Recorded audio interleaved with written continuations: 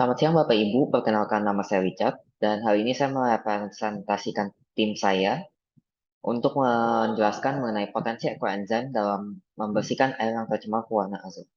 Nah, sebelum kita mulai, saya akan memberikan pendahuluan terlebih dahulu. Mengapa kami memilih untuk melakukan research ini? Pertama, karena kami melihat ada peningkatan dalam penggunaan zat pewarna pakaian. Lalu kami juga melihat ada sebanyak hingga 50% zat pewarna tersebut terbuang ke perairan yang dimana dapat menyebabkan pencemaran air. Nah, kami juga melihat adanya peningkatan jumlah sampah organik di Indonesia dan sampah organik tersebut dapat mencemari tanah di Indonesia. Namun, kami juga melihat bahwa sebenarnya sampah organik ini memiliki potensi untuk diolah menjadi ekoenzim, yang dimana ekoenzim ini dapat dimanfaatkan untuk digunakan sebagai agen bioremediasi air. Nah, lalu di sini saya akan mulai menjelaskan mengenai pertanyaan, tujuan, dan batasan masalah. Untuk pertanyaan penelitian, bagaimana potensi ekoenzim dalam membersihkan air yang tercemar azot? Lalu, untuk pertanyaan penelitian kedua adalah berapa konsentrasi ekoenzim yang optimum dalam membersihkan perairan yang tercemar zat pewarna azot? Nah, tujuan penelitian kali ini adalah mengetahui potensi ekoenzim dalam membersihkan perairan yang tercemar zat pewarna azot dan mengetahui efektivitas ekoenzim dalam membersihkan perairan yang tercemar zat warna azot. Nah, untuk batasan masalahnya sendiri, larutan pewarna pakaian, ekoenzim, dan larutan pewarna pakaian yang sudah dibersihkan dengan ekoenzim diperiksa pH, TDS, BOD, COD, dan TPC untuk diketahui mutu airnya dengan mengacu terhadap perimeter-perimeter yang dibuat oleh Kementerian Lingkungan Hidup Negara Kesatuan Republik Indonesia. Nah, sekarang saya akan mulai menjelaskan mengenai dasar teori. Pertama, aerosol kuning. Aerosol kuning merupakan salah satu pewarna tekstil golongan azo. Aerosol kuning termasuk pewarna golongan azo karena dia memiliki ikatan azo yang dimana yang dimana ciri khasnya adalah memiliki double bond N. Seperti yang kalian lihat, ini adalah struktur dari pewarna azo. Di sini sendiri ada ikatan azonya yang N2 bond N ini, lalu dia itu bersifat karsinogenik dan mutagenik ketika tereduksi, yang dimana dia akan membentuk amina aromatik. Nah, lalu aerosol kuning ini ketika dia mencemari air, dia akan membuat nilai pH, BOD, dan COD perairan tersebut meningkat. Nah, lalu sekarang ekoenzim. Ekoenzim sendiri merupakan hasil dari fermentasi sampah organik seperti ampas buah dan sayuran. Ekoenzim memiliki berwarna coklat gelap dan memiliki bau khas fermentasi. Ekoenzim sendiri mengandung agen-agen antibakteri seperti hidrogen peroksida, etanol, asam asetat, amilase, lipase, dan protease. Nah, ekoenzim sendiri juga mengandung bakteri pembentuk enzim lactase, lignin peroxidase, dan manganese peroxidase yang dikenal dapat mendegradasi pewarna azot. Nah, enzim tersebut akan memecah ikatan azot dengan mereduksinya. Intermediate compounds yang terbentuk akan mengalami reaksi redoks lebih lanjut untuk membentuk ikatan atau senyawa-senyawa lainnya. Nah, lalu ini dasar teori untuk baku mutu air. Baku mutu air pertama yang kita akan cek adalah pH. pH sendiri adalah pengukuran keasaman pada air. Range-nya itu dari 0 sampai 14 dan di 7 itu dia itu netral. Sementara di bawah 7 dia itu bersifat acidic atau asam, dan di atas 7 dia bersifat basic atau basa. Nah, pH yang normal itu range-nya yang masih diterima adalah 6,5 sampai 8,5. Dan pH air sendiri juga akan terpengaruh ketika air tercemar, dan untuk mengecek pH kita dapat menggunakan indikator pH. Lalu untuk yang baku mutu air kedua adalah BOD atau biochemical oxygen demand.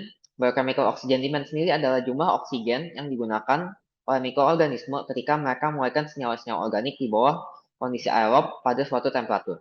BOD dihitung pada satuan miligram per liter dan biasanya diukur pada H0 dan H5.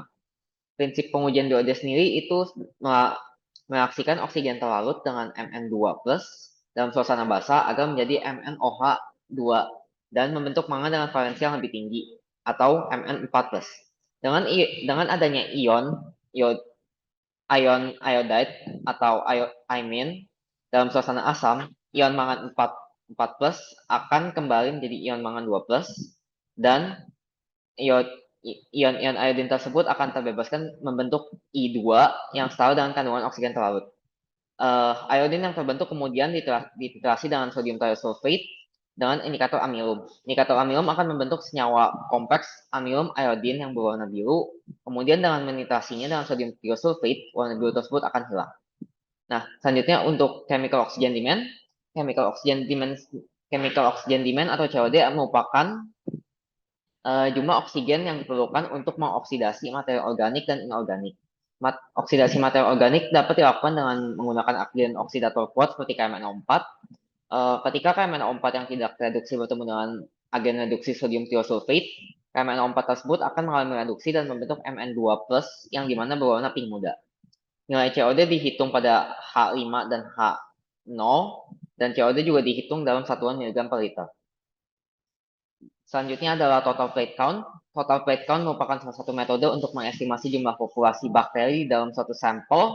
Cawan yang dihitung adalah cawan yang bebas feather dan koloni yang terbentuk antara 25 sampai 250 koloni. Feather merupakan koloni yang tumbuh dan menutupi area cawan lebih dari 50%. Bila cawan memiliki lebih dari 250 kalori, maka perhitungan disebut sebagai numerus to count atau TNPC. Dan untuk satuannya TPC sendiri adalah CFU, karena di sini kita membentuk jumlah berapa banyak bakteri yang membentuk koloni. Nah, lalu terakhir adalah total dissolved solid atau TDS. TDS sendiri merupakan jumlah, seperti namanya, merupakan jumlah zat-zat padat yang terlarut dalam air. Kadar TDS yang ideal adalah kurang dari 500 mg per liter untuk air minum.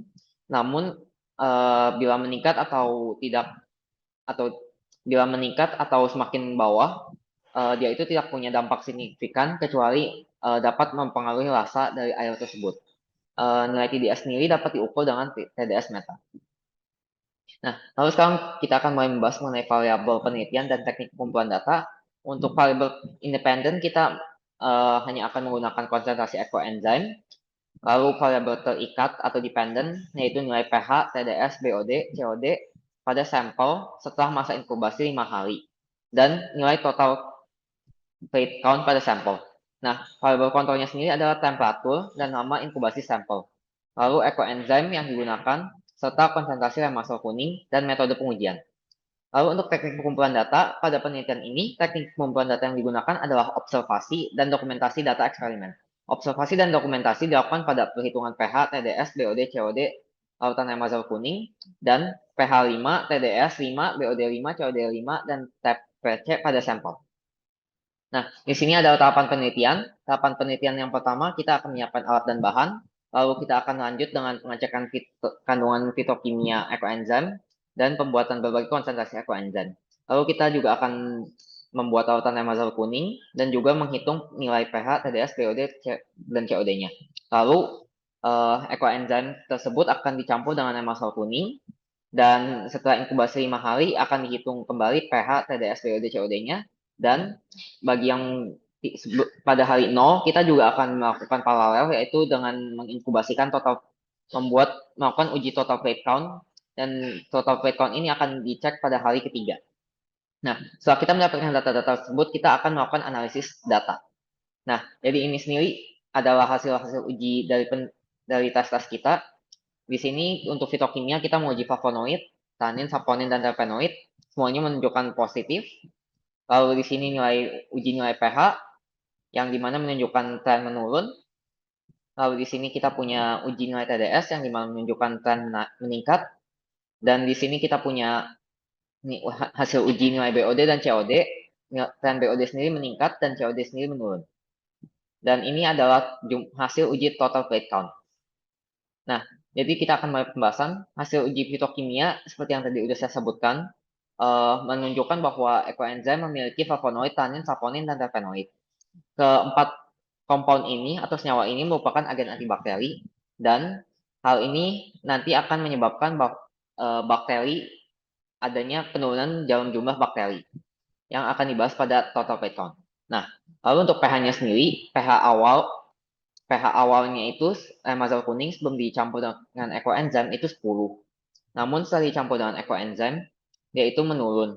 Nah, semakin lama pada hari 5 dia itu semakin menurun. Kenapa? Karena salah satu bakteri yang ada di dalam ekoenzim adalah lactic acid bacteria yang dimana dia itu mensintesiskan lactic acid atau asam laktat. Nah, lactic acid seperti namanya itu bersifat asid sehingga dari semakin lama ekoenzim berada di dalam larutan emasol kuning dan selama bakteri tersebut masih melakukan proses fermentasi, masih melakukan proses metabolisme, maka pH-nya akan semakin menurun.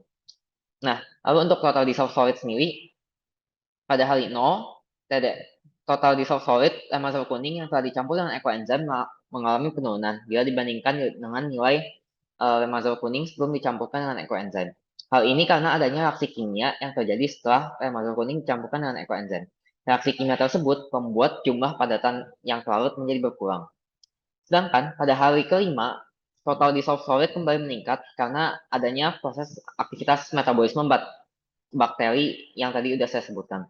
Nah, selama proses metabolisme ini, bakteri-bakteri itu membuat side-side products, produk-produk sampingan metabolisme yang dimana berdasarkan penelitian-penelitian sebelumnya dapat meningkatkan nilai TDS. Lalu untuk BOD sendiri, pada hari 0, BOD itu dia itu pada hari 0 sebenarnya dia turun di mazal kuning yang udah dicampur ekoenzim.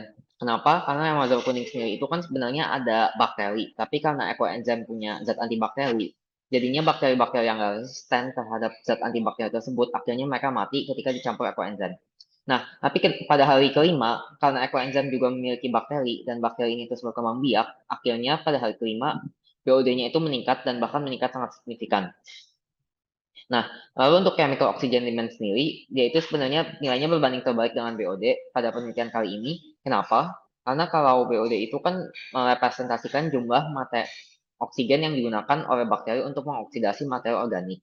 Dan chemical oxygen demand sendiri kan jumlah materi organik yang bisa dioksidasi. Nah, pada hari kelima, semua materi organik itu udah kebanyakan dioksidasi sama si bakteri.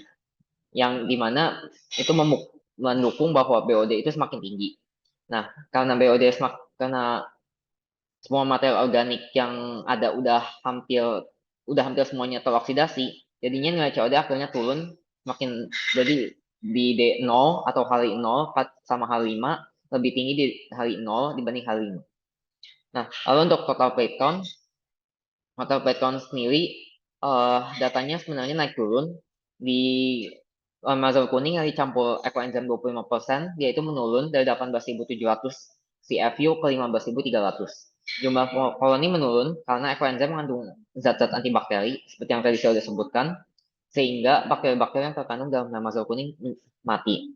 Nah, lalu untuk jumlah koloni di cawan mazal kuning tambah ekoenzim 10% dan mazal kuning tambah ekoenzim 70%, mereka itu mengalami peningkatan dari 18.700 ke 21.200 dan 21.000 berturut-turut.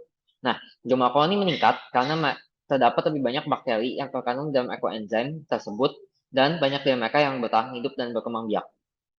Namun jumlah koloni di cawan mazal kuning ditambah ekoenzim 100% menurun jika dibandingkan dengan ekoenzim 75% dan 50% karena ekoenzim yang di sini dia itu punya konsentrasi maksimal sehingga zat-zat antibakterinya juga bekerja maksimal. Selain itu, bakteri yang ada di sini kan banyak. Nah, karena foodnya terbatas di dalam mazal kuning atau nutrition mereka terbatas, akhirnya mereka mau nggak mau, sebagian dari mereka mengalami kematian, sehingga menyebabkan nilai hasil uji total plate count menurun. Nah, lalu apa kesimpulannya? Kesimpulannya adalah melalui penelitian ini dapat disimpulkan bahwa ekoenzim memiliki kemampuan untuk membersihkan cairan yang tercemar zat pewarna azot.